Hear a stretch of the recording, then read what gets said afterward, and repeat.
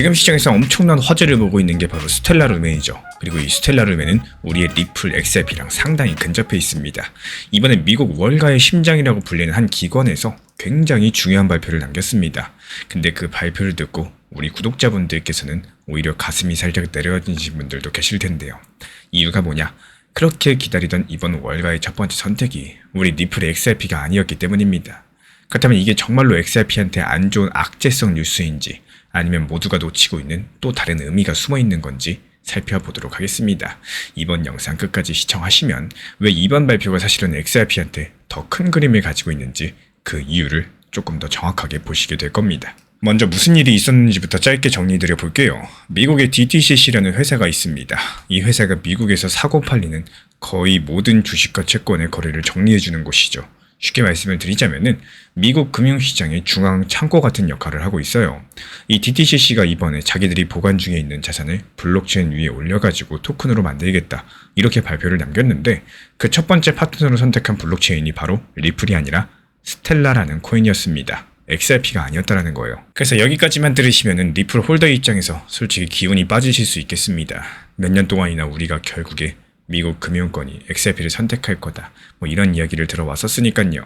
근데 막상 가장 큰 무대가 열렸는데 우리가 그 자리에 없는 것 같은 뭐 이런 기분이 든다라는 거죠.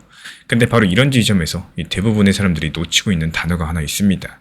그 단어가 바로 멀티체인인 거고 DTCC가 이번에 발표하면서 정확히 이렇게 말을 했어요. 자기들의 전략은 한 개의 블록체인만 쓰는 게 아니라요. 여러 개의 블록체인을 동시에 연결하는 멀티체인 전략이다라고요. 그리고 스텔라 같은 경우는 그 중에서 첫 번째 공개된 블록체인이라고 표현을 했습니다. 여기서 첫 번째라는 말, 잘 보시면요. 두 번째, 세 번째가 있다라는 뜻이고, 근데 DTCC는 그 다음 후보가 어떤 블록체인인지 지금까지 공개하지 않았습니다. 지금까지 공개된 자료만 보시면요.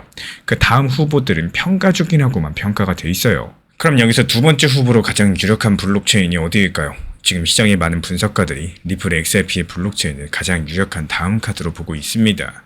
그리고 왜 그런지 간단하게 말씀을 드려보자면은 지금 미국에서 기관이 쓰기에 안전하면서 결제 속도가 빠르고 거래 비용이 거의 들지 않는 블록체인은 손에 꼽힙니다. 그리고 그 손에 꼽히는 후보 안에 XRP의 블록체인이 들어가 있어요.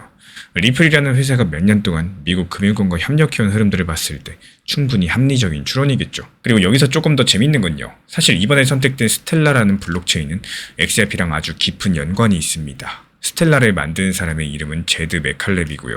근데 이분이 누구냐? 원래 리플의 공동 창업자였습니다. 즉 리플을 처음에 함께 만들었던 사람이 나중에 회사를 나와가지고 따로 만든 블록체인이 바로 스텔라고, 그래서 스텔라랑 XRP는 기술적인 구조까지도 굉장히 닮아 있습니다. 사실상 형제 같은 블록체인이다 이렇게 보셔도 무방하겠는데 이 사실을 알게 되시면요. 왜 지금 DTCC가 스텔라를 첫 번째로 골랐는지 조금 다르게 보이게 되실 겁니다. 그러니까 다시 정리하면 이렇습니다. 미국의 월가가 블록체인을 처음으로 진지하게 받아들이기 시작을 했는데 그 첫 번째 선택이 XRP의 형제 블록체인이었던 거고, 이게 과연 무슨 뜻이냐? 월가가 지금 리플 계열의 기술 구조를 실제 자산으로 검증하고 있는 단계다 이렇게 해석이 가능하겠죠. 형제 체인이 먼저 들어가고요. 본가 체인이 나중에 들어오는 흐름들, 이게 지금 시장에서 가장 합리적으로 받아들여지고 있는 시나리오입니다. 그리고 한 가지 더요. 이번 발표의 규모가 얼마나 큰지도 짚고 넘어가셔야 되는데 이 DTCC라는 회사가 작년 한 해 동안 처리한 자산거래 규모가 우리 돈으로 환산하면 약 660조 원이 넘습니다. 숫자가 잘 와닿지 않으실 텐데요. 우리나라 1년 정부 예산이 670조 원이에요. 그러니까 DTCC 한 곳이 1년에 처리하는 돈이 우리나라 1년 예산의 약 1만 배에 가까운 규모인 겁니다. 이렇게 거대한 기관이 블록체인을 진지하게 받아들이기 시작했다. 이 사실 자체가 어떤 코인이 먼저 들어가느냐보다도 훨씬 더 중요한 이야기겠죠. 그리고 일정 자체도 굉장히 구체적입니다. 이 DTCC는 올해 7월부터 제한된 범위에서 토큰화된 자산의 실제 거래를 시작한다고 했었는데요. 그리고 올해 10월달 본격적인 상용 서비스를 출시한다라고 발표했어요. 스텔라랑 본격적으로 연결되는 시점은 2027년 상반기입니다. 다시 말씀을 드리면은 7월과 10월 달이 첫 번째 관문이 되겠고 2027년 상반기가 두 번째 큰 관문인 겁니다. 이 두 가지 시점이 다가올 때마다 실물자산 토큰화라는 이 주제 전체가 시장에서 다시 한번 큰 관심을 받을 가능성이 상당히 높겠죠.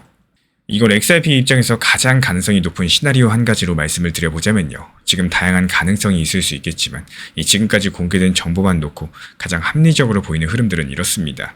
단기적으로 스텔라가 직접적인 호재를 가져갈 가능성이 높겠고 자기 이름이 발표에 직접 들어갔다 보니까 상승세가 이어질 겁니다. 근데 시간이 흐르면서 시장이 DTCC의 멀티체인 전략이라는 단어를 진지하게 받아들이기 시작을 한다. 자연스럽게 그 다음 후보가 누구일까에 대한 기대감이 빠르게 형성되겠죠. 그리고 그 기대감의 가장 큰 수혜자가 XRP가 될 가능성이 높다라고 말씀을 드리는 거예요.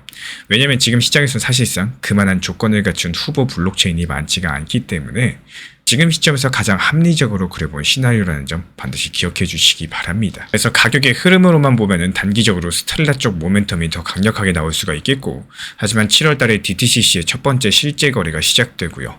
10월달에 정식적인 출시가 다가오게 되면서 이 토큰화라는 주제 전체가 다시 시장의 메인 키워드로 떠오를 때 XRP는 기대 선반영 구간에 들어갈 가능성이 높겠습니다. 즉 지금 실제 발표보다도 먼저 가격이 움직일 수 있다. 이런 말씀을 드리는 거고요. 근데 이거는 가격을 보장한다는 말이 아니라 이 과거 비슷한 패턴들이 반복되어 왔다. 이런 점들을 근거로 말씀을 드리는 겁니다. 그리고 한 가지만 더 짚어드려 보도록 할게요. 이번 사건에서 진짜 중요한 변화는 XRP가 선택이 됐냐 아니냐 이게 아닙니다. 진짜 중요한 변화는 미국 금융 시스템의 가장 깊숙한 영역이 이제 블록체인의 미래의 후보가 아니라 지금 당장 연결할 수 있는 인프라로 보기 시작했다. 바로 이 점이겠죠. 이런 흐름이 한번 시작되면은 결국 한 개의 블록체인이 아니라 여러 개의 블록체인이 그 안에 들어가게 되겠고, 그리고 그 여러 개의 블록체인 안에 XRP가 들어가지 않을 이유들 지금으로서는 잘 보이지가 않습니다. 결국에 DTCC가 첫 번째 파트너로 스텔라를 선택한 것도 맞지만 그 핵심 단어는 멀티체인 전략이라는 거고, 스텔라가 사실 XRP의 형제 블록체인이고요. 지금 시장은 그 다음 후보로 XRP의 블록체인을 가장 유력하게 보고 있습니다. 그리고 진짜 중요한 분기점은 올해 7월달과 10월달이에요. 그렇다면 우리 구독자분들께서 만약에 7월달 이 DTCC가 실제 거래를 시작할 때 정말로 두 번째 블록체인이 발표가 된다면요. 그 다음 후보가 과연 어디일지 이 질문에 대한 정답을 다음 영상에서 더 깊이 있게 다뤄보도록 하겠습니다. 지금 시장 상황 자체가 정말 야속하다 이런 말이 들 수밖에 없는 시점이긴 합니다. 우리 구독자분들의 생각은 과연 언제쯤 이 횡보장 하락장이 끝날 거라고 생각을 하시나요? 지금부터는 생각하기 나름의 시장이다 이렇게 보여지고 있는데요. 횡보장, 하락장 뭐 이런 것들이 계속해서 지속된다라고 해가지고 스트레스만 받으실 건지, 아니면은 그래도 장기적으로 크게 봤을 때 내가 목표로 했었고 매수할 수 있는 걸 낮은 가격대에 조금 더 모아나갈 수 있는 시간이 길어졌다 이렇게 생각하는 거에 따라 가지고 스트레스를 받는다거나 오히려 더 좋다 뭐 이렇게 생각하는 시장으로 바뀌게 될 수 있다라는 거예요. 리플도 결국에는 선택의 차이겠지만요. 중장기적으로 선택을 했고 상승할 거라고 생각을 하고 있었다면 얼마나 평균 단가를 관리하고 조금 더 내가 효율적으로 모아나가고 대응할 수 있느냐. 여기에 따라 가지고 지금 시장 자체가 부정적으로만 혹은 그래도 오히려 더 좋다 이런 긍정적으로 시장을 바라볼 수 있게 되는 관점의 차이가 될 거라고 생각을 합니다. 사실상 지금 시장 같은 경우는 누가 봐도 알트 장세가 맞습니다. 이 머리로는 다들 알고 계세요. 근데 하루 종일 알트 타점 들여다볼 시간 솔직히 없으시죠? 일도 하셔야 되고요. 가끔은 쉬기도 하셔야 되고요. 놀러도 가셔야 됩니다. 그래서 그 시간을 제가 대신 써주고 있습니다. 1년 365일 주말에도 명절에도 시장 모니터링 팀에서 타점 잡아드리고 있는 상황이고요. 이 지난 4월 한 달 동안 47개 종목에서 수익 실현시켜드렸고 아직 5월 중순도 안 된 상황에서 16개 종목 수익 실현 시켜드리면서 하루에 최소 1개 이상씩은 꾸준히 수익을 이어나가고 있습니다. 이 지금 시장 같은 경우는 비트코인, 리플, 도지코인처럼 이렇게 무거운 메이저 코인만 들고 있으시면은 당연히 답답한 구간일 수밖에 없습니다. 그래서 규모가 작은 이 소규모 알트 위주로 빠르게 치고 빠지면서 수익 수단을 만들으셔야 되는 시장인 거고, 기본적으로 우리 채널에서는 메이저 알트 비중 그리고 소규모 알트 비중들을 나눠가지고 포트폴리오로 같이 끌고 갑니다.